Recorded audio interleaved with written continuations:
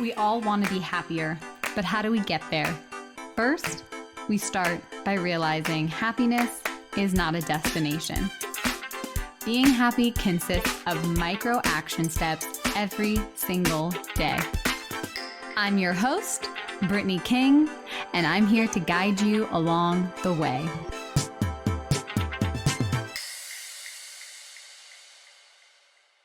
Hello, my beautiful friend, and welcome back to the Positively Real podcast. It's your host and your coach and your friend, Brittany King, and we are moving into August. If you're listening to this, I recorded this episode before baby arrived. I am so proud of myself. I batched so many episodes, did so many interviews for all of you because I love my podcast so much, and I was just not willing to stop creating, even as I'm taking this massive pause in my life, my business, I should say, not in my life. Life's still moving, but I'm taking a little pause for coaching for a little bit so I can be present with my family and focus on my own well-being, and making sure I have capacity for all of it. But the podcast, I just wasn't willing to just pause. I know people do it, but I just love this so much. So I've been working really hard to create content. So if you're listening to this, this is recorded before baby arrives.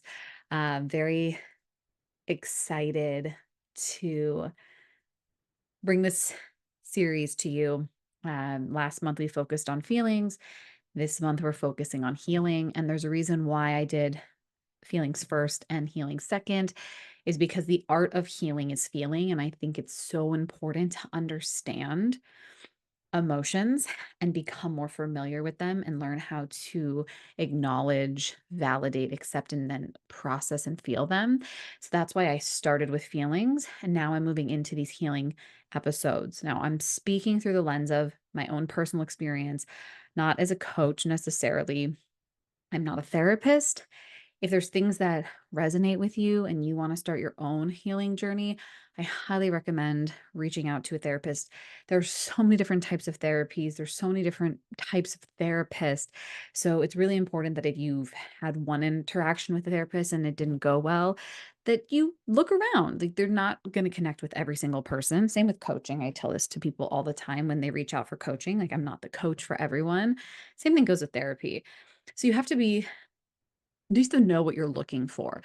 For me, I knew exactly what I was looking for. So it really helped me narrow down the support that I wanted with healing. And I've talked about this on the podcast before, my healing journey after having a baby, and how it just turned me inside out in the best way and helped me realize how much of my childhood, how many things in my past that I don't remember that I have suppressed. And I just kind of chalked it up as, bad memory, but really learning through my own journey that it's actually a form of complex PTSD, suppressed childhood trauma. I learned all about having a traumatized nervous system, hence why I have become so obsessed with understanding the nervous system, all these things. So after I had my daughter, I experienced really intense postpartum anxiety, and I have all the tools in the toolbox, and they helped. They really did help, but I just felt like I was just blocking myself from fully experiencing the incredible life that I have worked very hard to co-create. And I just remember one day waking up and thinking, all right, I got to work on this. Like, it's time. I've always wanted to kind of dig into some past childhood trauma. I mean, I never went to therapy with my parents and their divorce. And there was just a lot that I think I had become really good at avoiding. And after I had my daughter, it changed everything. I was like, I want to change this pattern in our life. I want to change this pattern for the future generations. And it's no coincidence I had a daughter. So it really just changed my motivation to start doing this deeper work. I could do the conscious work all day. I was very good at it, and I'm still very good at mindset. But on this deep level and still repeating unhealthy patterns and still feeling kind of at this root of core of me that there might be something wrong with me, I knew that it was time to approach it. It was time to no longer hide from it, or should I say, run away from it. So, what I want to do in this episode is kind of give an update on my healing journey, where I'm at, what's been really helpful for me. And then I have two interviews in this series. And then I have a final episode, which I'll keep as a surprise because I really love the final episode so much. But I really want to talk about healing and all the different components that goes in to what healing actually means. And so I'm going to dive into this concept of healing, and I'm going to explore how I've healed on a physical, emotional, mental, spiritual level, and also debunk some misconceptions that come along with this trendy word healing. When you hear the word healing, I think a lot of times we think of it as physical recovery, but it's so much more than that. It encompasses physical, emotional, and spiritual dimensions. Physically, of course, it involves the body repairing itself, whether that's injury, illness, chronic conditions.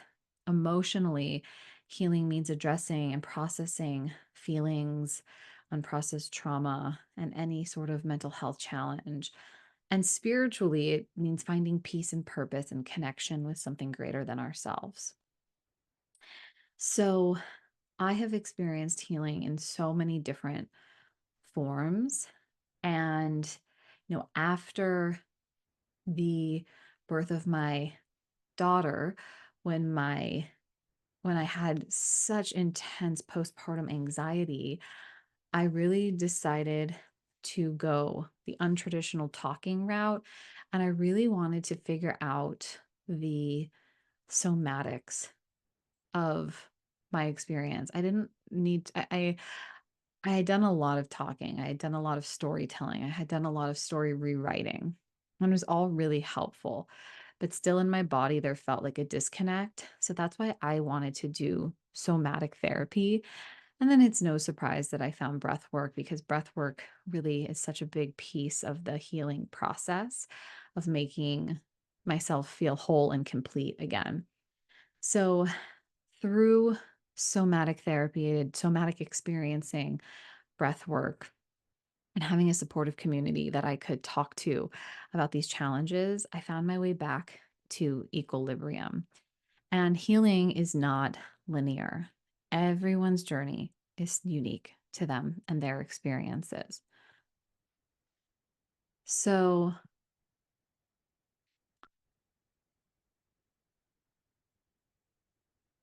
what I want to address with healing is this common misconception that when we're healing, we have to be fixed or cured. And in reality, healing is an ongoing process. It's not about all of a sudden one day just being happy. It's about learning how to navigate the ups and the downs with resilience, being flexible with life's challenges. And I think a lot of times I approached my healing from this place of doing it on my own, because I knew all the tools. I had invested in coaching, personal development. I was like all in that world. And it wasn't until I really just asked for help and found the support that I needed that things really started to shift.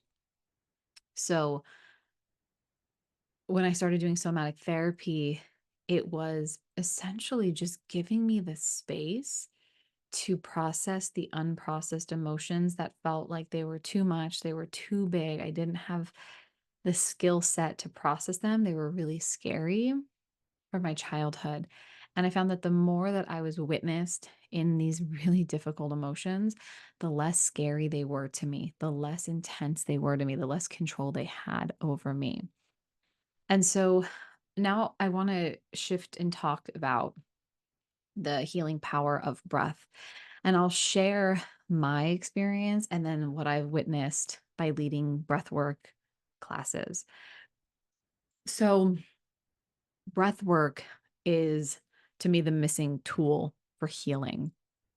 I mean, when I mentioned the anxiety that I felt after I had Ellie and the emotions that I wouldn't allow myself to fully feel, after one of my first breakthrough experiences, that veil that was blocking me from fully experiencing all the love, all the joy, all these amazing emotions that were just right there, like at arm's reach away.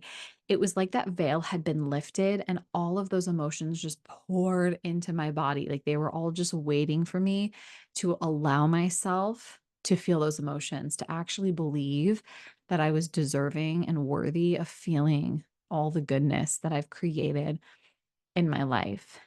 And it was life-changing. It's one of the reasons why I was so committed to becoming a breathwork facilitator, so I could facilitate that for other people and not my experience, other people's own experience. And since I started facilitating these classes, some of these very healing moments have happened and they kind of take your breath away from going to a memory from childhood of a young girl feeling really confident and feeling good in what they were wearing, and then another young girl asking her why she's wearing that and bringing her down, and then what that story is that she created, and being able to see what was really going on and have this moment of understanding for that little girl is so healing. Seeing a younger version of yourself who was afraid and taking their hand and telling them they don't have to be afraid. I mean, these are just some examples of the healing moments that happen in these breathwork classes. And it's not from anything that we say, it's literally from giving yourself the space to just be with yourself. And so with breath work, what we do is we use our breath to activate our system depending on what type of breath work, but the breakthrough experience that I facilitate, we use our breath to activate our system, and then we use our breath to downregulate and drop us into that parasympathetic nervous system state, which is the state where you are open and you can receive. And when you're in that state, it promotes relaxation and recovery. And when you're there and you feel safe to be there, that's when you have all these ahas, these revelations, these feelings of wholeness and completeness without having to say or do anything. And so, regularly doing breathwork practices, it lowers our stress levels, it improves our heart rate variability, and it just enhances our overall well being, which then allows us to facilitate these moments that can be incredibly healing. And so I've had my own experiences where after I came out of the meditation, because we use breath work to get into that meditative state, to have these moments of connection or realization with ourselves, or these moments of clarity or just peace or presence. Um, we do the breath work to get into that meditation. When you come out of the meditation, you just feel different. You have to experience it. And if you have experienced it, you know what I'm talking about. But you come out and you feel different. Something within you just feels more whole. And that's what the healing work that I've been doing has led. I feel more whole. I feel more complete. I feel more in control. I don't make circumstances that happen mean that I'm not good enough anymore. I don't make interactions mean that I am rejected or I'm not liked.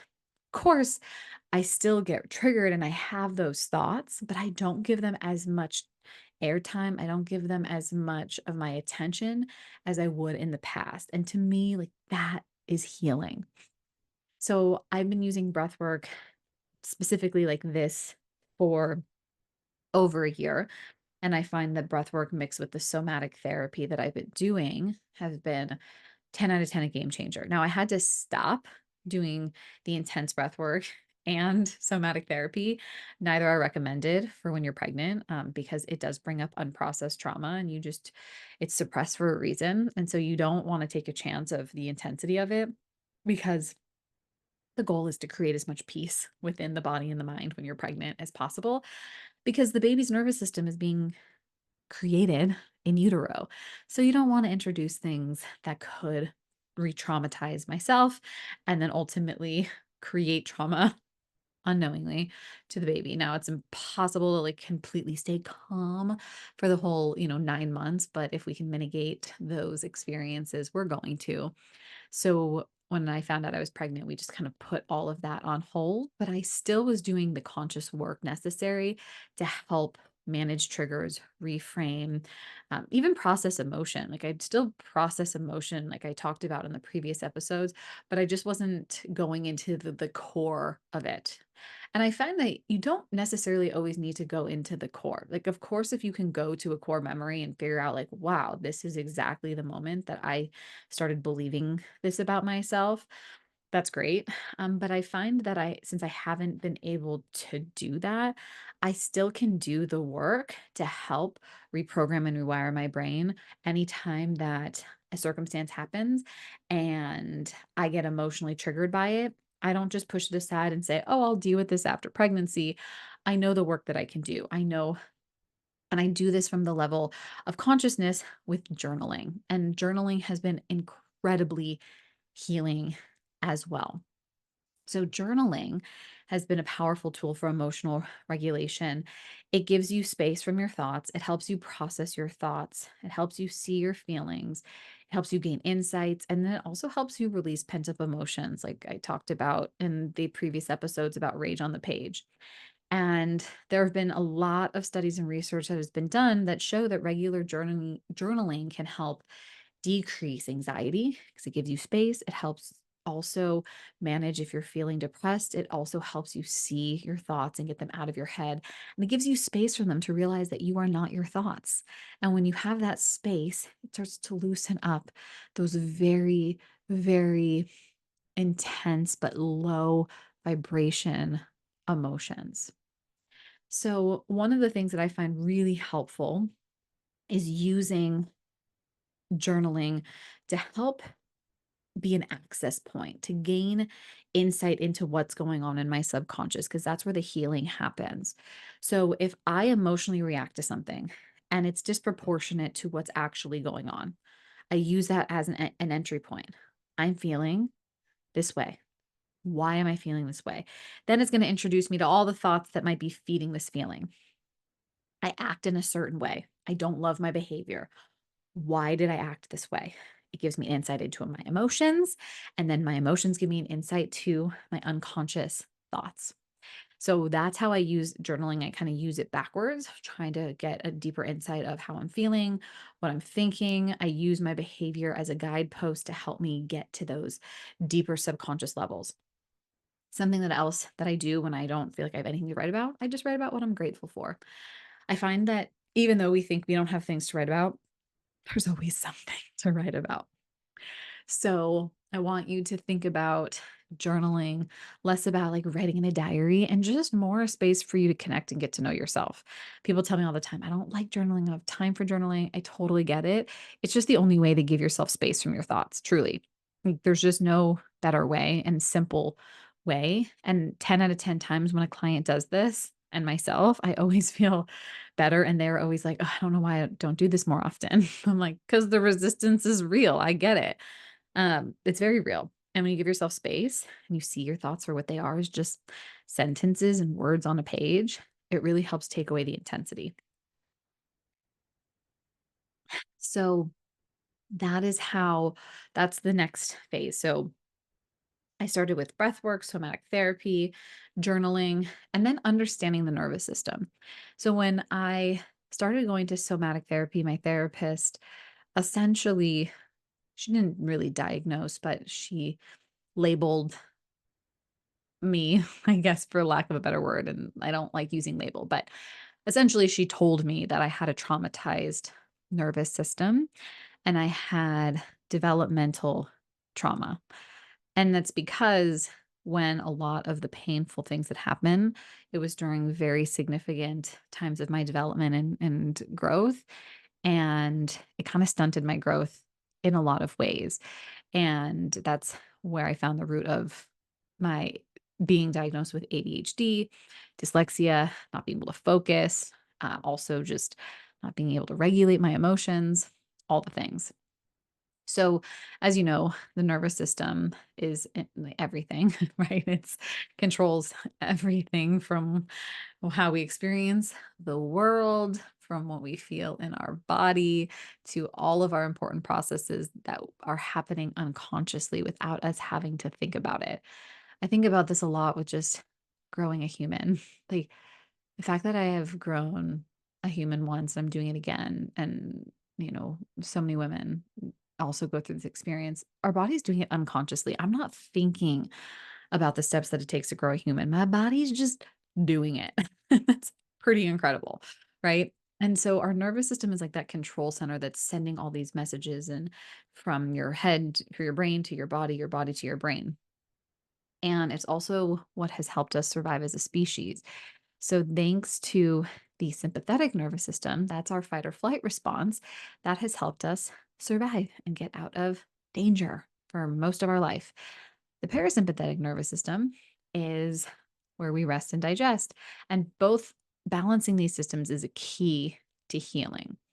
And so that's why the deep breathing had been so helpful for me because it really started to facilitate my healing journey without realizing what it was doing. And being able to learn about the different types of breath work helped me gain an even deeper bench, I should say, or deeper tool belt of things that I can pull from when I'm experiencing stressful situations, whether it's a current stress or a trigger and a stress from something that happened in the past without having to make sense of what happened in the past. So it's interesting because the things that I have enjoyed doing, like dancing and singing and cold exposure and humming and all these different things, it actually is so good for our nervous system. And learning about the vagus nerve, which I've talked about on the podcast before, learning how to stimulate that nerve, which is the longest cranial nerve that is responsible for the parasympathetic nervous system. Having those tools have been a game changer. And even prepping for the birth of my second child, I feel so equipped because I have all the tools to keep my body, my nervous system relaxed and not in a state of stress. And one of the things that I love about the breakthrough breath work experiences that I lead is at the end of each breath round, we always do this humming breath, this buzzing breath. And it is so calming and it's so relaxing. And I see everybody's body almost just melt into the mat, the floor, wherever they're supported beneath them. And you can just tell when people feel so relaxed and so safe. And it's such an honor to get to do that. And I find that because I have taken myself on my own healing journey, I've gotten incredibly good at holding the space for others to do the same. And most importantly, creating a safe space to do that. And so that leads me to the importance of community. I find that, especially with leading the breathwork classes and having people share their intention and share what came up for them, these people, for the most part, some people know each other, but for the most part, they don't know each other. And they end up leaving these breathwork classes feeling connected to each other without even having to have deep conversations. And I find that when we are in a supportive, like minded community, it allows us to be vulnerable, to be open, and truly be seen in our experience. And that has been so healing for myself. And also, I'm seeing that unfold within my community as well. So, breath work, journaling, community, nervous system health, all of these pieces have played such a crucial role in my own healing. I want to talk a little bit more about somatic experiencing because I think it was designed, and the creator of it, his name is Peter Levine, but I think it was designed specifically for PTSD and people that had been extremely traumatized. So I feel like I always had this story that, like, I was not severely traumatized, nothing terrible happened to me, yet I still had all these gaps in my memory, and just there was a lot, and intuitively, I was like, "There's something else going on," and honestly, if I didn't have my daughter, I probably just would have ignored it, but again, having a child really turned me inside out, literally. But somatic therapy actually helps anyone, doesn't matter what types of experiences you've had, it just helps you process and release the unprocessed trauma, stress stored in our body. So, what I loved about somatic experiencing is it focuses on the bodily sensations rather than the cognitive processing. And I had done the cognitive processing. I could talk my way and look at my situations from all different angles. That felt good, but they could still feel this disconnect in my body. And so it was really effective for me because I was able to finally become aware of the sensations that I had been feeling for so long, but didn't have words to put to it. And I said this earlier, but it was so empowering to confront fear and shame and inadequacy and all these disappointment and frustration in a safe space where I could be witnessed in the emotion. Because that's what happens as children. We have these big emotions, we experience them alone, and then they get stuck in our body. And being able to release those in a safe space seriously has changed my life. It's changed my life.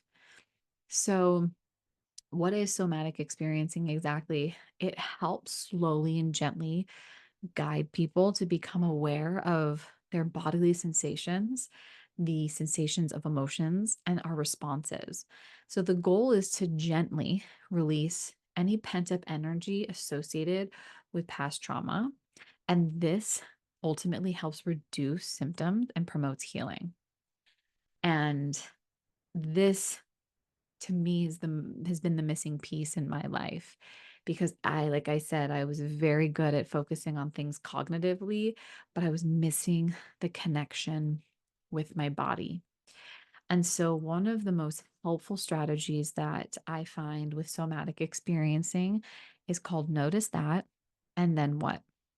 And so this involves paying attention to the bodily sensations, not telling a story, but just noticing what's happening in your body and then observing what follows without any judgment or intervention, trying to fix it, which is what I was really good at.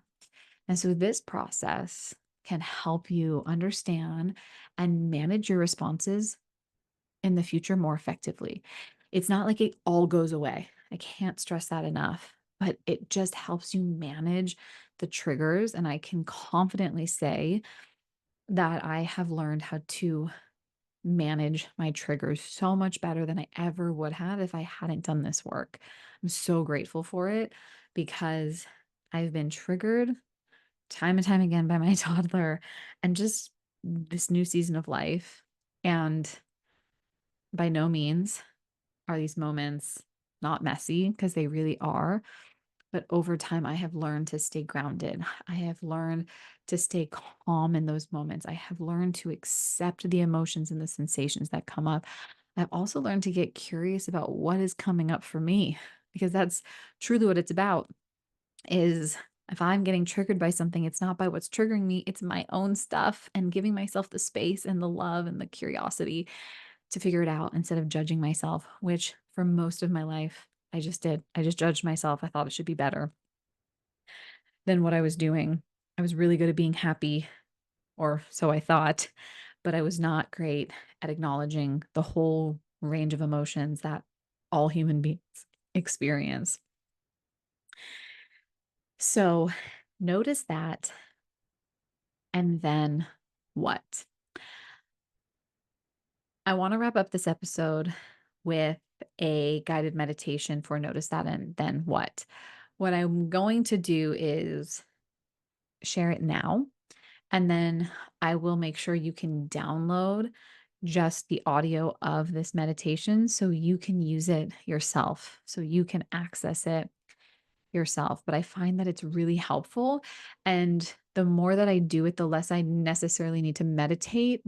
It's more just, ooh, that's interesting. Like, this is what's happening in my body, noticing the sensation. So, for example, went to my doctor's appointment today, felt anxiety. Instead of trying to like figure it out, I just noticed it.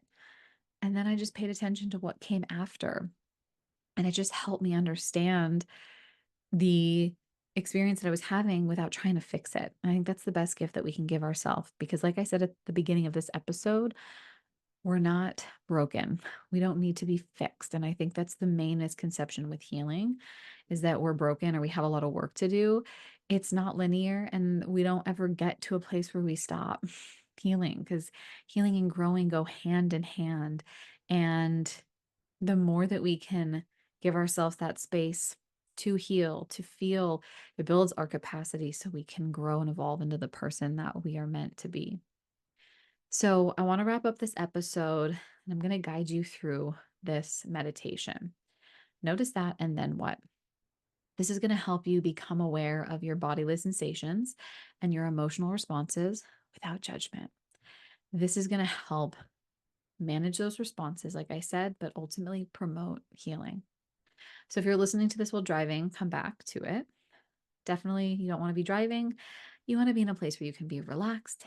I suggest headphones. I also suggest turning on Do Not Disturb and making sure you won't be interrupted in this process. So, coming back to this episode, if you are in a place where you can just drop in, let's do it. So, we're going to start by just settling in. So, I invite for you to take a deep breath in through your nose and then slowly exhale through your mouth. Just feeling your body relax with each breath. Inhale through your nose and then exhale slowly through your mouth. And I want you to focus on extending the exhale as you inhale through the nose, extending the exhale through your mouth. As you continue to breathe this way, just allowing yourself to settle into a comfortable position. Just focusing on the inhale, like you're moving the energy up through your fingertips, out through the top of your head, your belly expands. And then as you exhale, your belly softens, and you just want to imagine you're pushing all that air down your legs, almost out to the bottom of your feet. And so I want you to continue to focus on that inhale through the nose and the exhale through the mouth. And now starting to bring your attention to your feet. Notice any sensations you feel, maybe warmth or coolness, or maybe pressure. There's no need to change anything, just observe.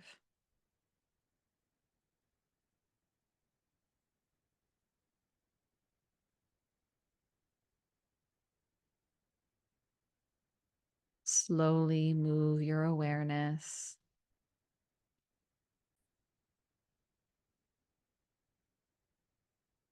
There's no need to change anything, just observe. Now slowly move your awareness up your legs, noting any sensations or lack of sensations.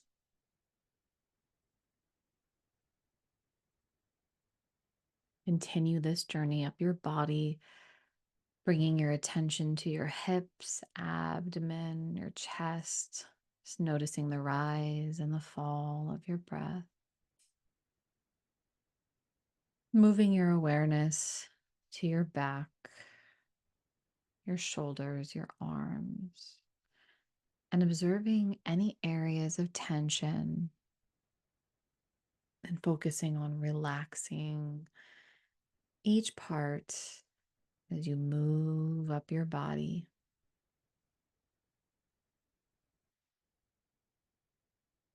Now bring your focus to any specific sensation or emotional response that stands out to you. This could be tightness in your chest, fluttering in your stomach, maybe a feeling of sadness or anxiety, maybe a feeling of peace and calm. Simply notice the sensation or the emotion. Acknowledge its presence without trying to change it, push it away. Just observe and say to yourself, notice that.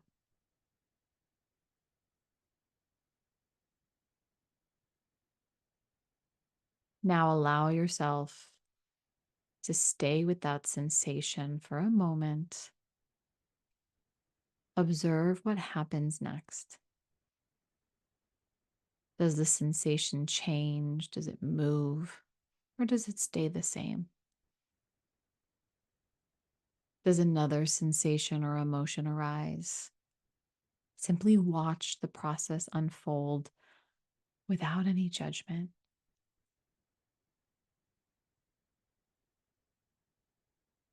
This is the then what. Stay curious and open to whatever comes up.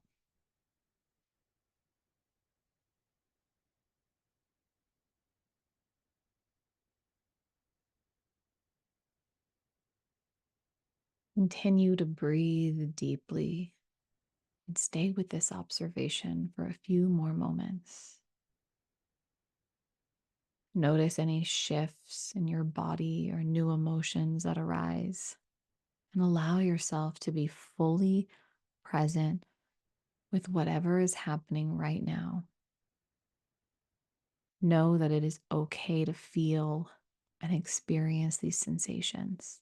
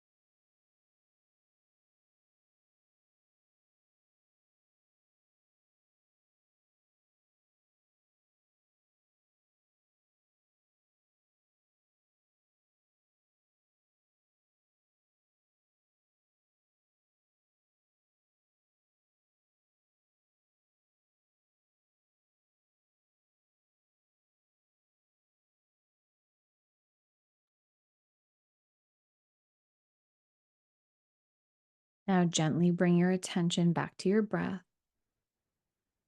Take a few deep, grounding breaths in and out.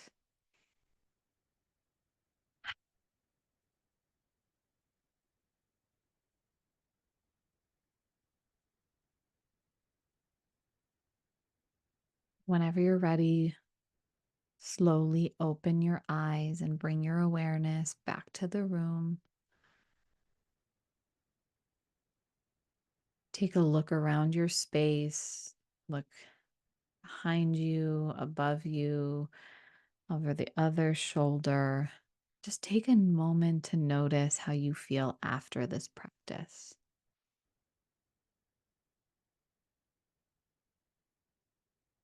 This practice is a powerful tool for understanding and managing your body's response to stress. You can return to this meditation anytime you want to connect with your body and your emotions. It's not designed to make you feel better, just designed to help you feel. And the more you can connect with your feelings, the more open you can be to the whole human experience.